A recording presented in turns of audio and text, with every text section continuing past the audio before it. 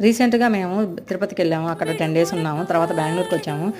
తిరుపతిలో అయితే ఎండలైతే ఇంకా తగ్గలేదు. భయంకరంగా ఎండగా ఉండింది. బెంగుళూరుకొచ్చిన తర్వాత ఈ వెదర్ అయితే చాలా చల్లగా ఉండింది. జూలై నుంచే బాగా చల్లబడిపోయిందనమాట. ఇంకా అక్కడికెళ్తే మా పని, మా అవస్థలో మా తిప్పలంతా ఇంత కాదనమాట. ఆ వేడి వచ్చిన తర్వాత వేడైతే మామూలుగా లేదు. నాలుకైతే పొంగిపోయినాయి మా ఫ్యామిలీ మొత్తానికి. ఇంకా మా అబ్బాయి అయితే వారం 10 రోజుల నుంచి కంటిన్యూస్‌గా పెరుగన్నమే పెట్టించుకుంటున్నాడు. పెరుగన్నం తినేసి బ్రేక్‌ఫాస్ట్‌కి బాక్సు పెరుగన్నము, లంచ్‌కి బాక్సు పెరుగన్నమేను. ఇంకా ఫ్రూట్ ఏదో ఒకటి తింటాడు కదా అని చెప్పేసి ఇలా డ్రాగన్ ఫ్రూట్ పెడుతున్నాడు. మా అబ్బాయికి మ్యాంగో తర్వాత డ్రాగన్ ఫ్రూట్ అంటే అంత ఇష్టము.